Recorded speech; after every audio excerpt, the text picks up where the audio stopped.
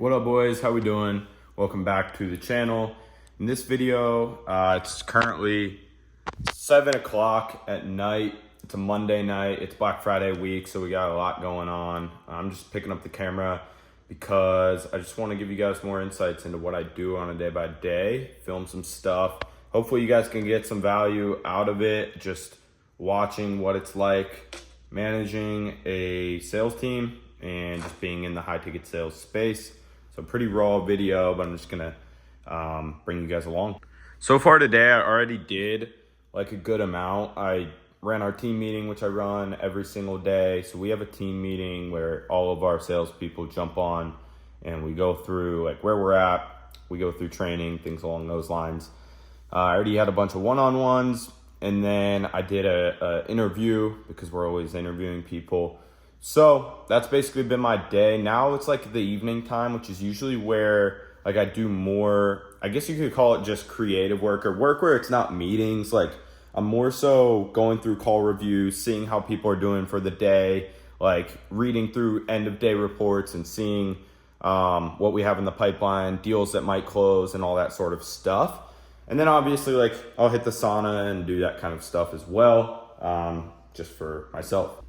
I actually took some time, set up Christmas tree today, pretty sick. Yeah, this is the little vibe we got here. Christmas tree, pretty lit. What I try to do with managing is I try to make sure that I'm like always available, always able to help out our team, to do a call review, to jump on and do a mock call, to be able to close a deal.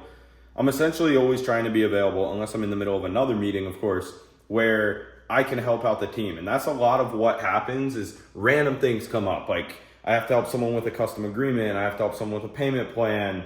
You know, someone else hits me up and has a question. Like these types of things are always happening. That's part of managing a sales team. But if you're working like as a closer or a setter on a sales team like this, essentially all you're doing is really just like closing deals or setting deals, depending on which role you're in, which that's what I did for like 3-4 years before I got into managing. Now I manage a team and I love it. Right now I'm about to head out to the sauna. I usually hit the sauna every single day. Taking the Tesla today. Although I love driving the Vet. I did get a Tesla, and I'll tell you what, man, I don't understand people who hate on Teslas because these things are pretty sick. First off, you can change the blue interior and whatnot. But like, honestly, it's perfect winter car. Like I honestly can't say I have any complaints about the Tesla whatsoever. And I could find complaints about the Vet for sure, because like, you know, you got to get different tires in the winter. It's so low to the ground. Like literally yesterday I was driving it and just scraped it on the ground, which is no good. Like the front of it. And then, yeah, you're just like worried about like hitting certain potholes, like different things like that. This is like such a smooth drive, and it's electric. Don't have to spend any money on premium gas, all that type of stuff. Don't get me wrong, I still love it. I love the V8 sound, but having a Tesla as well, I feel like it's kind of like a goated combination a little bit. And trust me, I know a lot of people will say like Tesla is whatever. A lot of people have a lot of things to say. I've learned that I'm going to be happiest just by doing what I want to do in every single aspect of my life, from the way that I make money, the work that I do, where I live, the cars I drive, where I travel, the people I surround myself with, the way that I think. I'm going to be happiest just doing what I want to do, no matter what area of my life it's in, because that's the only way I'm in full control versus letting other people dictate my path, my life, my decisions, or anything else. So that's a little key for you. It is absolutely dumping rain out here, man, for no reason. I low-key should have waited to go to the sauna, to be honest with you, but it is what it is. So to give you guys a little bit of an idea, our team is at 3 deals right now today. So that means we have 3 closes on the day, which honestly, for Black Friday right now, I think we should have a little bit more. Ooh, sorry, I'm not trying to. All right, so yeah, like I was saying, I think we should have a little bit more right now, to be honest with you. But I will say we tend to have a lot of deals come in at night for whatever reason. You know, people are talking with their spouses and making sure they're actually ready to pull the trigger and all that type of stuff.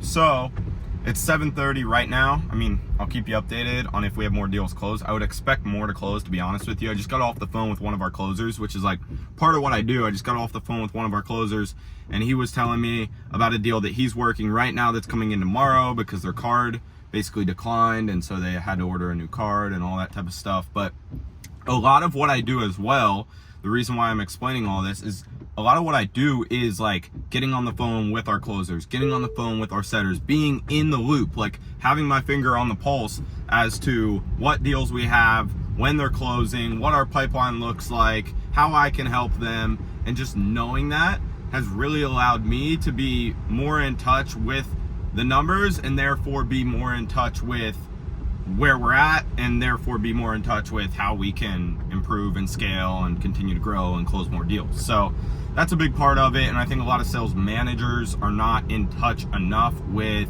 where their team is at, where the sets are at, where the closes are at. And so I try to be. All right, let's go. Ooh, stopped raining low key.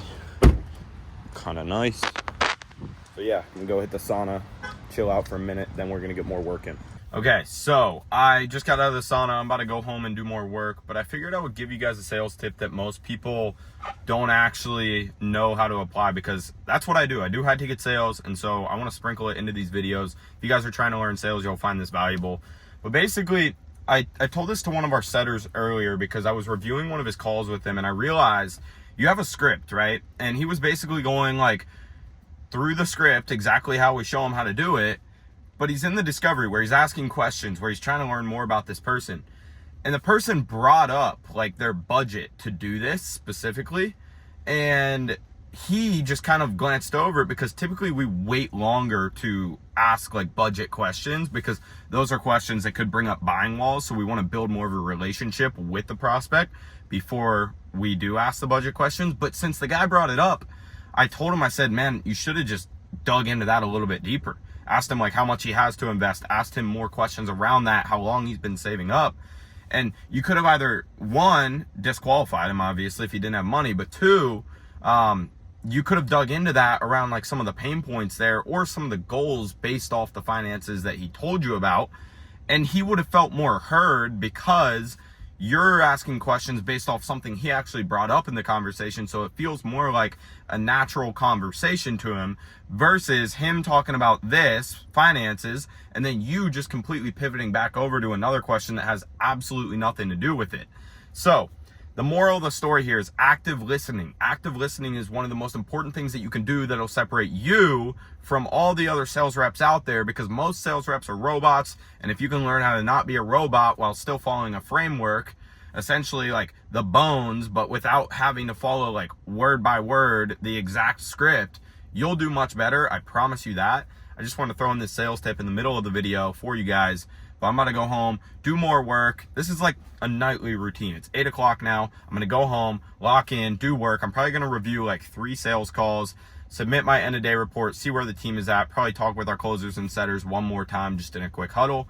And that's basically it. I actually need to eat something. I'm really hungry, bro. This is my bad thing. I hardly eat because I just drink coffee all day and I don't eat much. Back home now, so I'm going to show you guys. I'm going to put you onto a fire like high protein snack. So what you need is yogurt. I get like this vanilla Greek yogurt. Then you need frozen blueberries. And then the last thing you need is honey. So guys, I'm telling you, this is absolutely fire.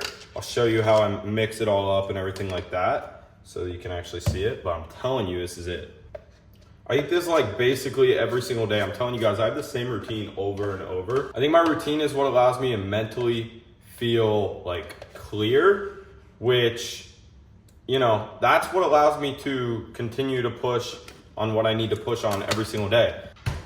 This is like a different brand, but I ran out of the other one, so I think I'm just gonna use it. What I do on a day-by-day basis is not like, you know, super chill, like non-stressful or anything like that.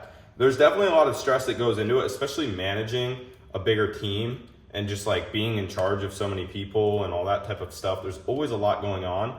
So I just feel like if I'm on my routine, you know, I wake up, I hit the gym, I go to the coffee shop, I get coffee, I do some admin work from the coffee shop, Then I come back, I run our team meeting, I get on meetings back to back for like a few hours. Then I check in on how our setters and closers are doing. I do some call reviews, get on some more meetings, eat food, go to the sauna, come back, eat again. Like this type of stuff where I'm just on my routine, that's how I really lock in, and that's how, you know, I notice I make the most money, truthfully, when I'm locked in on my routine. Honestly, maybe a little more. Then this is the key right here. Bunch of honey. Telling you, watch. Like this. Just drizzle it all on there. Boom. Bunch of honey. Okay, something else that I do a lot of is call reviews. So I'm always like reviewing setting and closing calls. But you have to think, if we have, you know, I'm just gonna use random numbers. These are not our numbers for our team, but let's say we had 10 closers on the team for easy math. 10 closers on the team. Even if I can get each one of them, you know, if they're all taking 6 calls a day, let's say, and that's 60 calls per day, like do the math on a 20% closing rate versus 30%, and then 30% versus 40%. Like that is tons and tons of deals every single month. So just knowing that, I try to be as efficient as possible, or have them be as efficient as possible on these calls, meaning however many live calls they take, we want them closing as many of them as humanly possible. And a big side of managing is being able to point out their blind spots where maybe they don't see they're going wrong on calls, but I can see after reviewing calls, and then letting them know the feedback and being able to implement it and improve it. So I'm gonna jump into one of our closers calls right now while I eat this. Just kind of like multitask and do both things at once. And guys, like it's 9 p.m. So this is the reality of it. You know, you're not gonna be like clocking out. You're basically trading a 9 to 5 for a 24/7. Like it's Thanksgiving week. I'll probably be doing some stuff on Thanksgiving, not meetings, but like I'll be on my phone, working deals, working with our guys, all that type of stuff. That's just the reality of it. You either love the game or you don't. And if you do, you know, you're gonna make a lot of money, but you do have to be obsessed. You do have to be working a lot. Like, it's not irregular for me to be doing this at 9 p.m. That's just the reality of it, and then I'll be up at like 7:30 tomorrow. So I'm gonna eat this, review these calls, and yeah.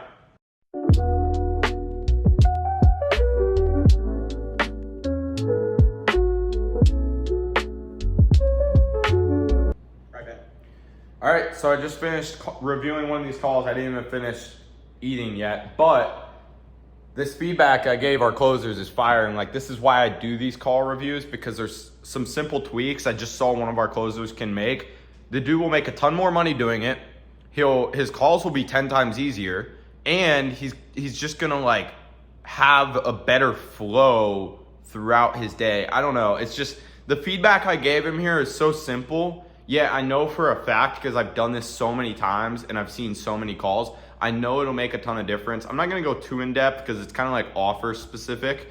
But for sales reps out there, just make sure you guys are always on process. The more you go off process, think of it. If you go off process, you're essentially zigging and zagging. It's hard to tell like when you're actually off versus on, versus if you consistently have a straight line of a process that you always follow, it's much easier to tell when you're going out of line with that and recorrect, course correct, get back on track and keep closing deals. All right, guys, honestly, now it's like 9:30 and I'm about to wrap up my day, man. So I'll see you guys in the next video. Subscribe, hit me up on IG if you want help, and I'll see you guys in the next one.